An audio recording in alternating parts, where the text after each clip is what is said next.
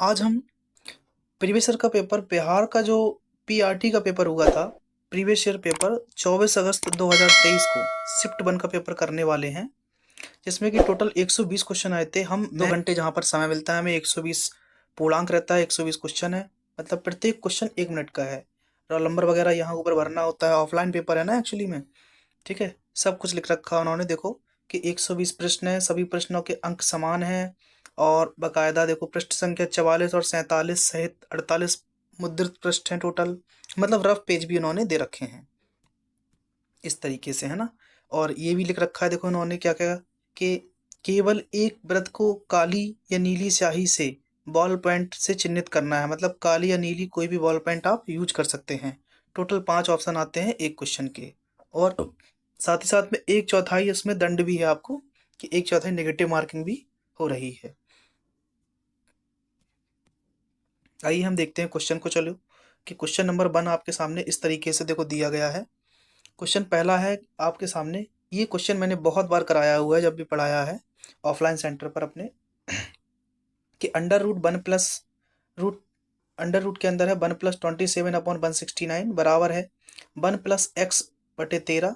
तो x का मान क्या होगा? ठीक है, ध्यान दो जरा। यदि मैं इस तरफ का ये क्वेश्चन सॉल्व करता हूँ तो 169 का गुणा 1 में करूंगा, प्लस उसमें 27 जोड़ेंगे तो कितने बनेंगे? 196। 196 बटे नीचे आएगा 169। ठीक है, इसका अंडर रूट बराबर 1+x/13 आएगा। अब 196 का वर्गमूल होता है 14 और 169 का वर्गमूल होता है 13। ठीक है, हम पहला क्वेश्चन कर रहे हैं तो इसका वर्गमूल होगा 14/13। अगर इस 1 को यहाँ लाएंगे हम तो बराबर में क्या बचेगा? x/13। अब जरा देखिए, अब 13 एकम 13, 14 में से 13 घटाएंगे तो 1/13। अब 1/13 बराबर क्या हो जाएगा? x/13। 13 से 13 कैंसिल, x बराबर 1 आंसर। तो पहले क्वेश्चन का आंसर क्या होगा हमारा? 1। ठीक है, पहले क्वेश्चन का आंसर हमारा 1 हो जाएगा।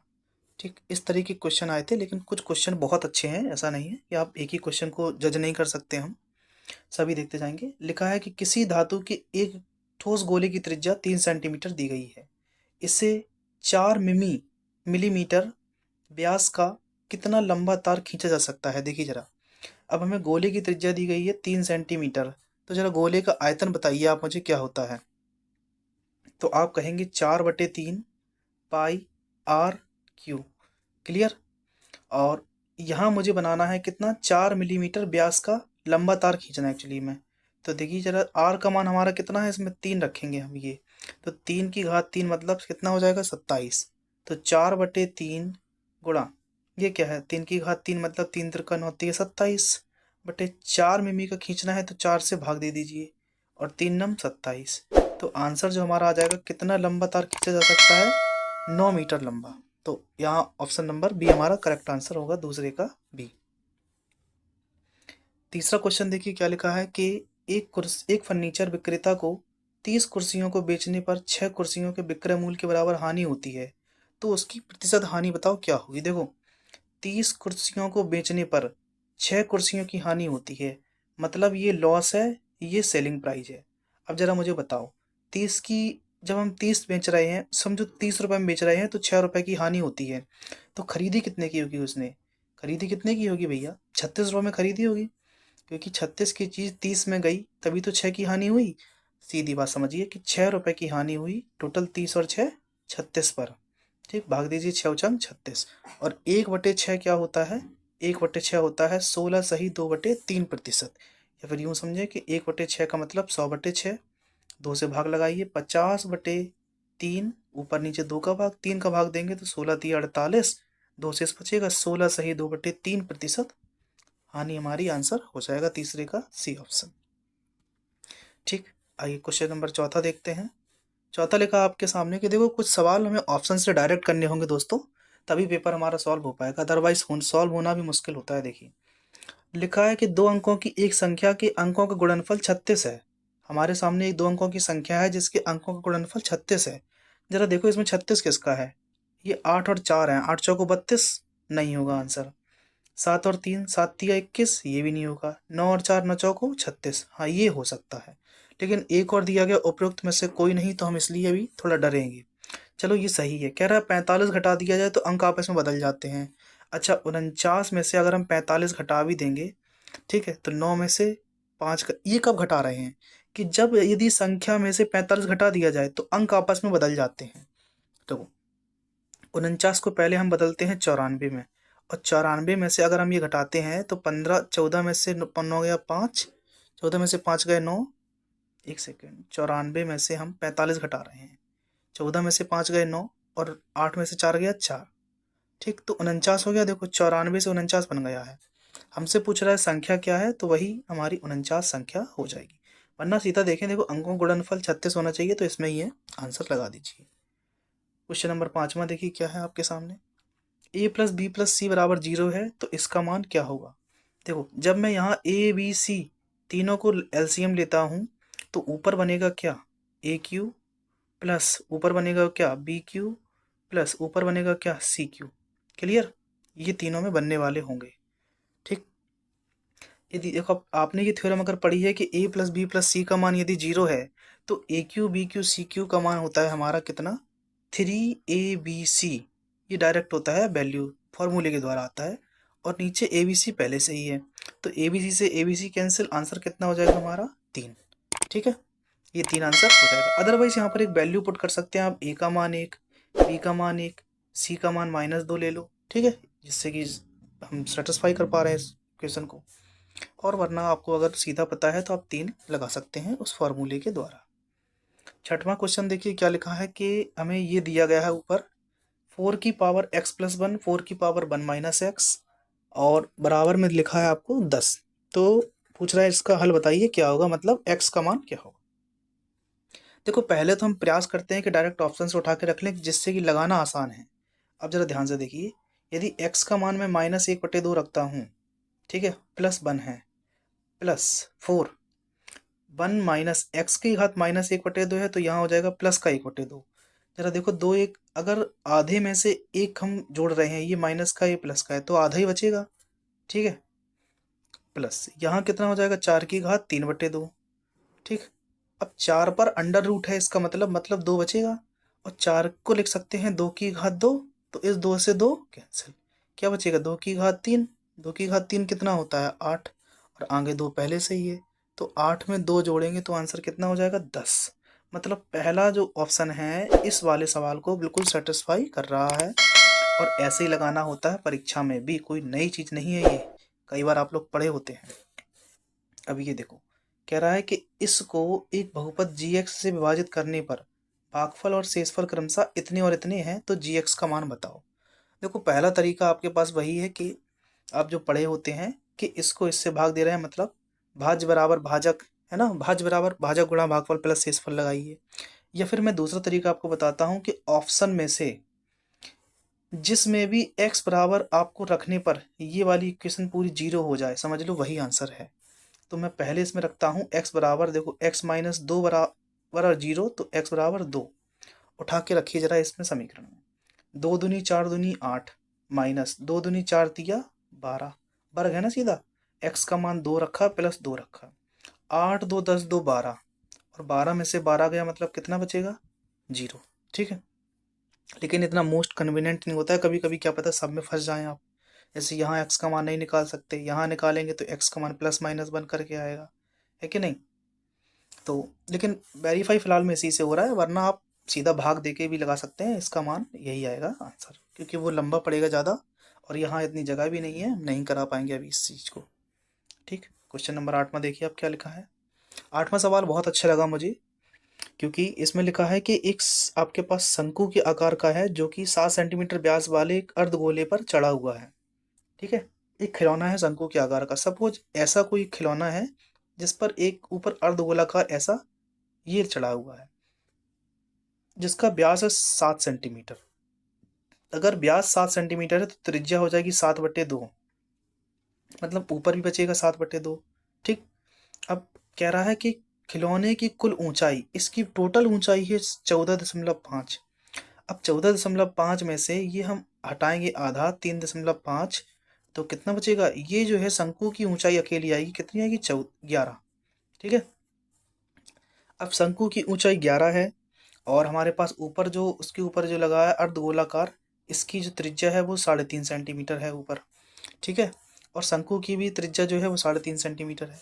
तो खिलौने का आयतन बताना है, मतलब शंकु का आयतन प्लस उस ऊपर जो रखा हुआ है अर्धवृत्ताकार गोला, उसका आयतन निकाल के दोनों को जोड़ना है, क्योंकि दशमलव में आंसर आ रहा है और इनमें से एक भी ऑप्शन नहीं है, ठीक है। तो आंसर इसका लगाएंगे हम, इनमें से कोई नहीं, ऑप्शन नंबर डी। आप सॉल्व करके देखना, मैं सूत्र बता देता हूँ। देखिए कि अर्धगोले का आयतन 2/3 पाई आर क्यू प्लस शंकु का आयतन 1/3 पाई आर स्क्वायर एच। आर का मान रखना है आपको 3.5 मतलब 3.5, और हाइट रखेंगे आप कितनी 11, ठीक। चलिए क्वेश्चन नंबर 9 देखिए, किसी क्लब में सभी सदस्य या तो बल्ले, तंबोला या रम्मा में भाग लेते हैं। ये क्या है तंबोला और रम्मा? रम्मी में, अच्छा। 320 रम्मी में भाग लेते हैं और 350 तंबोला में भाग लेते हैं और 220 दोनों में भाग लेते हैं। तो क्लब में कितने सदस्य हैं? कुछ नहीं करना है, दोनों को जोड़िए, 320 और 350 670, ठीक। 220 दोनों में, तो 220 दोनों से घटा दीजिए, आंसर आ गया हमारा कितना 450। ऑप्शन नंबर सी आंसर लगा दीजिए, ठीक है। इसी तरीके क्वेश्चन आपको देखने को मिलेंगे। देखो फिर से, ये देखो, 2 वर्ष पहले एक ही आयु के व्युत्क्रम, माना कि अभी एक ही आयु कितनी है ए, ठीक, या एक्स मान लो, कोई बड़ी बात नहीं है। तो मैंने माना एक ही आयु अभी ए साल है, तो 2 साल पहले क्या होगा A-2। अब आप कहेंगे ये 1/, में क्यों लिख रहे हैं आप, अभी समझाते हैं, रुक जाओ। व्युत्क्रम लिखा है ना, तो उल्टा कर दिया, प्लस 2 वर्ष बाद उसकी आयु के व्युत्क्रम का योग। तो अभी एक ही आयु है ए, 2 साल बाद कितनी होगी A+2। इनका जो व्युत्क्रम का योग है वो कितना है 2/3। तो वर्तमान में ए की आयु क्या है, देखो जरा। अब मुझे अगर पहला ऑप्शन रखते हैं ए का मान 5, तो 5 में से 2 गए 3, मतलब 1/3। यहाँ 5 में 2 जोड़ेंगे तो 7, तो गड़बड़ा जाएगा भैया। अब रखेंगे 7, तो 7 में से 2 गए 5, नीचे तो 3 आना चाहिए, ये भी नहीं हो सकता है। तो कहेंगे 4 रख के देख लो जरा। तो 1/4 में से 2 गया 2, प्लस 4 में 2 जोड़ेंगे तो 6, तो 1/2, 1/6 का लासा 6, और 2 का भाग देंगे 6 में 3, 6 का भाग इसमें एक बार इतना, तो 4/6 मिल गया। और 4/6 का मतलब क्या होता है 2/3। इसका मतलब ऑप्शन नंबर सी बिल्कुल सही जवाब है हमारा इस सवाल का। चलिए अगला क्वेश्चन है, क्वेश्चन नंबर 11 आपके सामने लिखा हुआ है क्या। क्वेश्चन नंबर 11 में लिखा है कि के किस मान के लिए समीकरण जो दिया गया है आपको, x-4 बराबर 2 और 3x + 2y बराबर -5 एक अनूठा हल है।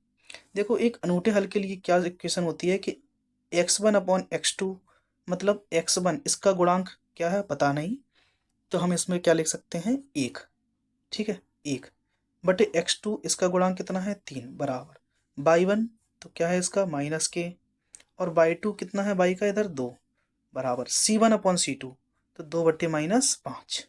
ये अनूठे हल के लिए होता है। अब यहाँ से अगर k का मान निकालेंगे तो 2 यहाँ पहुँचा दीजिए, तो और माइनस यहाँ पर, तो माइनस के 2/3 मिलेगा। आपको लगेगा पहला ऑप्शन सही है, ठीक। और यदि यहाँ से इसका मान निकालेंगे, यहाँ रखेंगे आप, तो k का मान कितना मिलेगा 2 दूनी 4/5, माइनस के 4/5।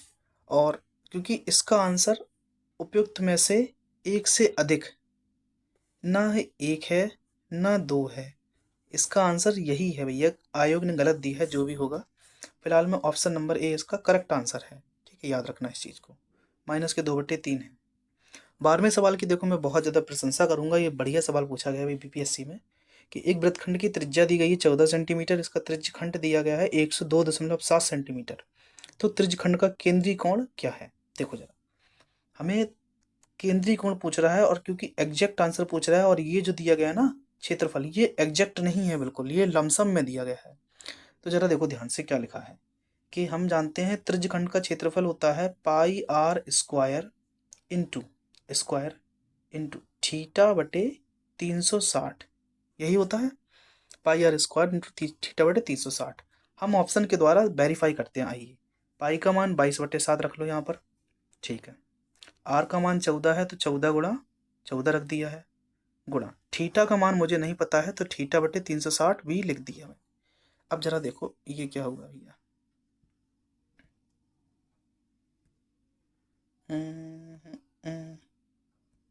चलिए आ गया है, कोई बात नहीं। ठीक, अब देखो जरा ध्यान से यहाँ पर कि मैं यहाँ काटने जा रहा हूँ 7 दूनी 14, 2 से काटेंगे तो 180, यहाँ 2 से भाग देंगे तो 11, यहाँ 2 से भाग देंगे तो 90। ठीक, अभी तक की स्थिति में मुझे इतना चल रहा है 11 गुणा 14 बटे 90 गुणा थीटा। ठीक, अब मैं यहाँ से ऑप्शन उठाता हूँ, अगर अगर मैं थीटा का मान एक सेकंड, ये क्या हुआ, हाँ 11 गुणा कितना था 90, एक सेकंड वापस तो आएगा नहीं, नीचे 90 था, थीटा था, ठीक है, ऊपर दिया गया था 14, ठीक इतना था। अगर मैं थीटा का मान 30 रखता हूँ तो नीचे 30 कट जाएगा, ये 30 से 3 बार, लेकिन इतने का गुणा करके 14 एकम 14 154 होता है ना ये, और 3 का भाग देंगे तो 102 दशमलव इतना तो नहीं आना है। ठीक, तो पहला 30 कैंसिल। अब मैं अगला देखता हूँ ऑप्शन कि 11 गुणा 14 गुणा थीटा का मान 60 बटे 360, 360 नहीं 90, सॉरी 90, तो 30 दूनी 60 और 30 दिया 90। अब इन सबका गुणा करो जरा, 14 गुणा 11 154, 154 का 2 में गुणा करेंगे तो कितने हुए 308, 308 में 3 का भाग देंगे तो 3 एकम 3, 3 दूनी 6, देखो 102.6666 आएगा, मतलब 102.7। तो ऑप्शन नंबर बी इसका करेक्ट आंसर होगा भैया। वरना अगर आप मेथड से देखो लगाना जाएंगे तो बहुत ज़्यादा परेशानी होगी आपको ही, मुझे कुछ दिक्कत नहीं है, लगा सकते हैं मेथड से भी। ठीक, क्वेश्चन नंबर 13 देखिए क्या लिखा है आपके सामने, 15,625 का 16% वार्षिक ब्याज की दर से 9 माह का चक्रवृद्धि ब्याज क्या होगा जबकि ब्याज तिमाही देय है। अब देखो ब्याज तिमाही देय है मतलब 9 महीने में कितनी तिमाही बन रही है, ये 3 तिमाही बन रही है, तो आप कहेंगे 3 बार चलना पड़ेगा मुझे, 3 3 3, सही है ना, 3 3 3 इस तरीके से। ठीक है, तो जरा ध्यान से देखिए कि अगर एक साल में 3 तिमाही कितनी कितनी होती हैं, ये 4 बार पड़ती हैं, 3 चौको 12। ठीक, अगर मैं तिमाही को 3 3 3 3 महीने की ले रहा हूँ तो दर मुझे कितनी लेनी पड़ेगी, 4 से भाग दो 16 में, क्योंकि एक साल में 4 तिमाही होती हैं, तो 4 का भाग दिया तो 4 चौको 16, तो मतलब 4% की दर रहेगी हमारी हर तिमाही की। ठीक है, तभी तो एक साल की होगी 16%, 4 चौको 16। ठीक, अब मुझे 4% के हिसाब से 3 साल का साध चक्रवृद्धि ब्याज निकालना है, तो 4% का मतलब होता है 1/25। एम आई राइट दोस्तों? अब 1/25 को आप लिख सकते हैं, चाहे तो रेशियो से जाइए सीधा, देखो 25 से 26, फिर 25 से 26, फिर 25 से 26। ठीक है, 25 25 625, 15,625 टोटल गुणा करेंगे तो लगभग 1 गुना है, और 26 गुणा 26 गुणा 26 करेंगे आप तो 676 गुणा 26 करेंगे तो यहाँ से कुछ वैल्यू आएगी आपकी। ठीक है ना, लगभग 19,000 17,000 18,000 के आसपास आएगी। आप उसको इसमें से घटाएंगे तो आपको आंसर मिलेगा 1951, क्या मिलेगा 1951 रुपए, ये हमारा चक्रवृद्धि ब्याज मिलेगा। ठीक, मैंने बता दिया आपको 26 गुणा 26 गुणा 26 3 बार करेंगे और 15,650 में से घटाएंगे तो आपको ऑप्शन नंबर बी आंसर मिल जाएगा। चलिए क्वेश्चन नंबर 14 देखिए आपके सामने लिखा है कि मूलों का गुणनफल हमारे पास 3 है तो के का मान क्या होगा। आपको ये पता होना चाहिए दोस्तों कि मूलों का गुणनफल होता है हमारा C/A। अब C इसमें क्या है, 4 + 8, ठीक, अचर पद बटे एक्स स्क्वायर का गुणांक, और ए क्या है 3 के, एक्स स्क्वायर का गुणांक है 3 के, और यहाँ मूलों का गुणनफल कितना है 3, गुणा करो जरा, 3 गुणा 3 9 के, 9 के में से के घटाएंगे तो अब यहाँ देखो, यहाँ है के + 8 बराबर 9 के, 9 के में से के गया 8 के, 8 के बराबर 8 तो के बराबर 1, मतलब 14वें सवाल का आंसर क्या आ गया 1। ठीक है कि नहीं। क्वेश्चन नंबर 15 आपके सामने है, log √2 32 का मान क्या होगा। देखिए हम log रूट 2 को लिख सकते हैं 2 की पावर 1/2 और 32 को लिख सकते हैं 2 की घात 5। अगर ये पता है तो आप लगा पाएंगे। देखो कि इस 1/2 को हम कहाँ लाते हैं, आगे। ये 1/2 इस तरीके से जाते हैं, ठीक है। और 2 की घात 5 जो है, एक सेकंड, ये 1/2 है जो बटे में जाते हैं, यहाँ पर 1/2।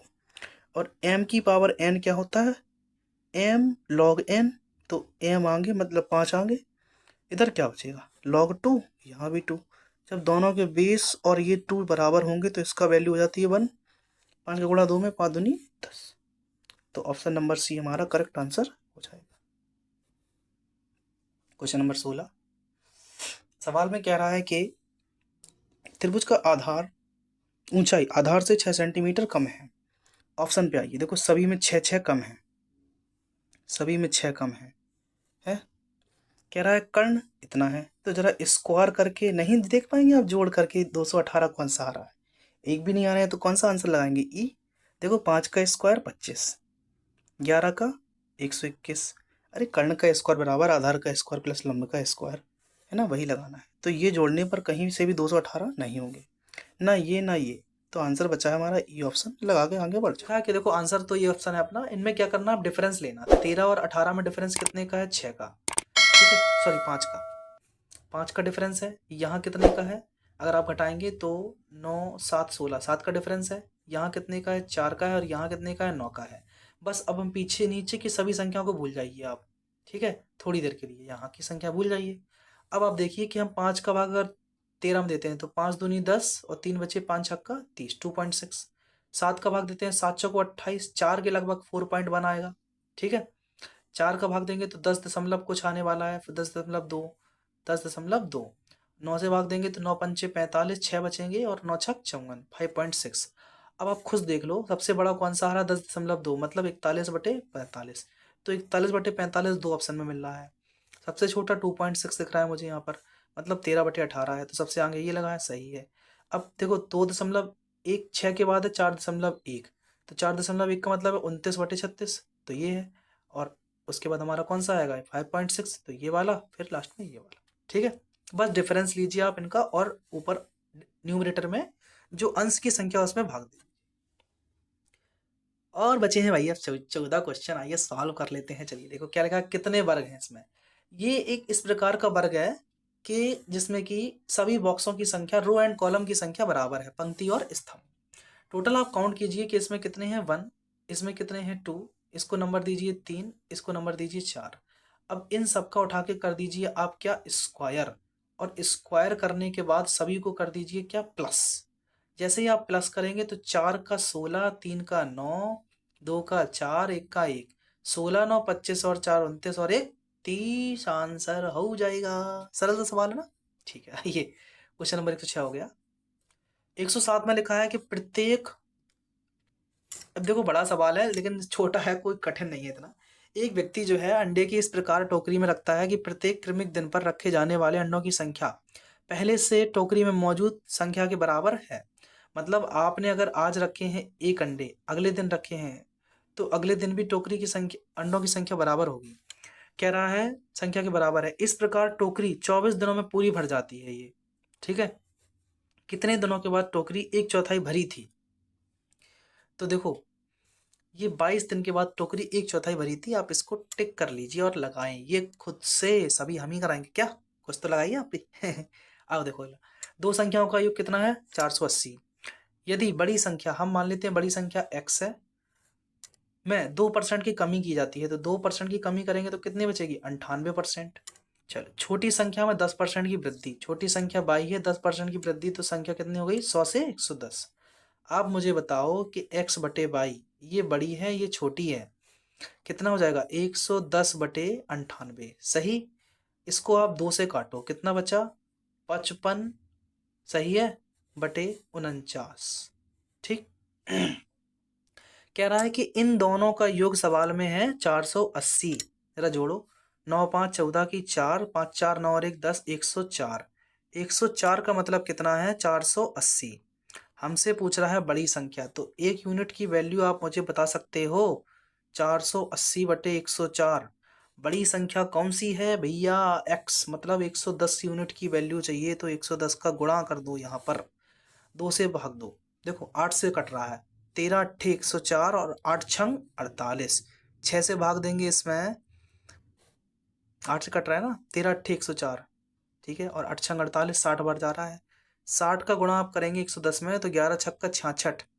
तो ऑप्शन नंबर तो इनमें कोई भी मैच नहीं कर रहा है, लेकिन पता नहीं इन्होंने ऑप्शन नंबर सी कैसे दे रखा है आंसर।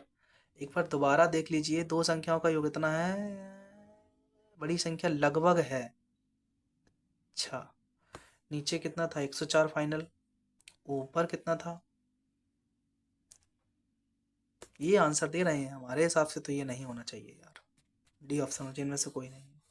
एक बार देखना आप लोग भी कहाँ गलती की है मैंने। क्वेश्चन नंबर 109 बहुत अच्छा क्वेश्चन है सीरीज का, मुझे समझ में नहीं आया है, आप मुझे आंसर कमेंट करके बताना। 109 का डिफरेंस देखा देखो, तो डिफरेंस है मुझे पल्ले नहीं पड़ा है। 144, 216, 324, कुछ ये स्क्वायर तो दिख रहे हैं, 12 का स्क्वायर है, ये 6 का क्यू है ना, ये 18 का स्क्वायर है। अब लेकिन ये किसी का स्क्वायर नहीं है, तो हम इसलिए ये नहीं कह सकते हैं। इसका आंसर 96 दे रखा है आंसर शीट में, आप मैच करना क्या है। चलिए 110 में देखिए, आइए कि इस श्रेणी में कौन सी संख्या आएगी, बताइए। देखो 240 का आधा लिखा है कितना? 120 दिख रहा होगा। ये कितना है? 1.5 गुना है, 1.5 गुना, सही है। और नहीं, 1.5 गुना नहीं है, 2 गुना है सीधा, 18 दूनी 36, क्या कर रहे हैं हम भी, 2 गुना है। ये कितना है? ये है 2.5 गुना, 2.5 गुना है। तो देख रहे हैं 0.5 का अंतर है, ये है 0.5 मतलब आधा। फिर 200 120 से आएंगे, एक गुना करेंगे तो फिर से 120 मिलेगा। तो ऑप्शन नंबर ए हमारा आंसर हो जाएगा इस सवाल का। क्वेश्चन 11 में लिखा है कि फिक्शन को ये लिखा जाता है तो इसको क्या लिखा जाएगा? देखो, नहीं इसको क्या ये लिखते हैं तो इसको क्या लिखा जाएगा? जी से बी कैसे आया? देखो BCDEFG कितने जोड़े आपने? बी के बाद CDEFG 5 जोड़े हैं। एम के बाद देखो MNOPQR फिर 5 जोड़ा है। डी के बाद IDEFGHI 5 जोड़े हैं, तो 5 5 जुड़ रहा है। इधर से उठाओ, बी के बाद एफ में 5 जोड़ेंगे तो कितना हो जाएगा? के, और के से मतलब एक ही स्टार्ट है, ऑप्शन नंबर बी। तो फिर आंसर आ ही गया पहला, और दूसरा ऑप्शन हमारा के लगा देंगे, ठीक। चलो सरल है, कठिन नहीं है इतना। क्वेश्चन नंबर 120 लिखा है कि प्रयाग से पटना जाने के लिए 5 मार्ग हैं और 4 मार्ग पटना से कोलकाता जाने के लिए हैं।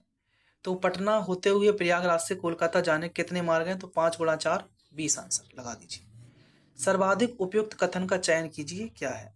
इसमें लिखा है कि हर वर्ग एक आयत है, यही सबसे ज्यादा करेक्ट है और बकाया एक भी नहीं है। 114 में दिमाग घूमने वाला सवाल है, अगर आप नहीं लगा पाए तो फिर टाइम टाइम फिश। देखो एस का कोड है 18, टी का कोड है इसमें 76, ई का कोड है आप देखेंगे 91 और पी का कोड है 22। ठीक है, अगर पी का कोड 22 है तो देखो दूसरे नंबर पे पी 22 कहाँ आ रहा है? एक ऑप्शन इसमें, एक ऑप्शन इसमें, ठीक, निपट गया भाई साहब, मतलब ये खत्म। अब इनमें दो में से कोई एक आंसर हो सकता है। चलो आगे देखते हैं। अगर पी का कोड 22 है, पी के बाद देखो दोस्तों ओ का कोड, इधर सी के बाद है ओ, तो 15 के बाद 16, तो 22 के बाद 16 इसी में आ रहा है। खत्म, option number B answer. Question number 115 देखो, एक वृत्त का क्षेत्रफल इतना है। वृत्त का क्षेत्रफल क्या होता है? पाई आर स्क्वायर, ठीक है, सर्कल 4 पाई स्क्वायर, ये है क्षेत्रफल। तो पाई से पाई कैंसिल, अपनी त्रिज्या जो आ गई है आर स्क्वायर का मान 40 पाई आ गया है, ठीक। कह रहा है कि वृत्त की त्रिज्या के बराबर भुजाओं वाले वर्ग का क्षेत्रफल। तो वृत्त की त्रिज्या कितनी है? वृत्त की त्रिज्या कितनी होती है? आर, ठीक है। कह रहा है वर्ग का क्षेत्रफल क्या होगा? अरे भाई साहब, अगर वृत्त की त्रिज्या आर है तो आर बराबर कितना हो जाएगा? 40 रूट 40 पाई, इतना हो गया। अब कह रहा है यही त्रिज्या है, इसके त्रिज्या के बराबर है वर्ग की भुजा, लिखा है ना, बराबर भुजाओं वाले। तो वर्ग की भुजा मतलब ए, तो ए स्क्वायर बराबर क्या होगा? इसका स्क्वायर, फिर ठोक दो ऊपर से, लो भाई साहब, तो आंसर सेम टू सेम वही 40 पाई मिलेगा आपको।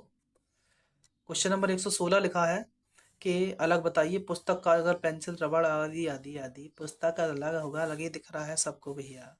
अंग्रेजी वर्णमाला में लिखा है कि ए का मान 1 है, डी का मान 4 है, पी का मान 16 है। ये आया कैसे? देखो ए का मान 1, 1 का स्क्वायर, 1 का वर्गमूल लेंगे तो 1, डी का होता है अंग्रेजी वर्णमाला में 4, 4 का वर्गमूल 2, P होता है 16 नंबर पे, 16 का वर्गमूल 4। ठीक है, तो ये 3 कैसे आया, 3 का वर्ग करो 9, 9 किसका होता है, I का, तो आंसर बी ऑप्शन। ठीक है कि नहीं। आइए क्वेश्चन नंबर 118। दो संख्याओं का अनुपात ये है, उनका मासा 11 है। ठीक, अनुपात ये है, मासा इतना है, तो संख्याओं का योग क्या होगा, कुछ नहीं, बहुत सरल। देखो 11 गुणा 21 में करो और 11 गुणा 110 में करो, दोनों संख्या मिल जाएंगी, दोनों को उठा के जोड़ दो। ठीक, अदरवाइज 21 और 10 को जोड़ो 31, 31 में 11 गुणा, 31 गुणा 11, आंसर 341। ठीक है। एक स्मार्टफोन P को 10% के लाभ पर तो 110 में है, Q को 4% की हानि पर तो 96 में है। ऑप्शन नंबर सी सही है। नहीं, इनको 2 से काटा तो 55 और 48। ऑप्शन नंबर ए सही है। जी, तो कौन सा लगाएंगे, ना ए ना सी, ऑप्शन नंबर डी, क्योंकि एक से ज्यादा आंसर है। और लास्ट क्वेश्चन आपके सामने ये रहा साथियों, एजुकेशन शब्द के अक्षरों को कितने प्रकार से व्यवस्थित किया जा सकता है ताकि स्वर एक साथ आ जाए। देखो भैया, स्वर एक साथ लाना है मुझे, है ना, तो आप जरा देखो ध्यान से कि हमें स्वर एक साथ लाना है। स्वर कितने हैं इसमें, 1 2 3 4 5। तो हम पहले तो इनको फैक्टोरियल 5 प्रकार से व्यवस्थित करेंगे। क्लियर है। अब इतना करने के बाद कह रहा है कि स्वर एक साथ लाना है। ठीक, ताकि स्वर एक साथ आए, तो 5 हमने ये लगा दिए, बचे कितने, 1 2 3 और 4। अब इन 4 को भी तो आप 5 प्रकार से व्यवस्थित कर सकेंगे, तो फैक्टोरियल 5 इंटू फैक्टोरियल 5, फैक्टोरियल 5 का मान 120, इस फैक्टोरियल 5 का मान 120 और 12 12 144। ऑप्शन नंबर बी हमारा करेक्ट आंसर हो जाएगा। क्लियर है। तो यहाँ टोटल हमने 120 क्वेश्चन कर लिए हैं बिहार के 24 तारीख के पहले शिफ्ट का पेपर में। तो कैसा लगा आपको सॉल्यूशन, कमेंट करके बताइए, और मिलते हैं आपसे फिर दूसरे पेपर के साथ विद फुल फ्लैश सॉल्यूशन के साथ। जय हिंद, सबका खैर, अपना ख्याल रखें।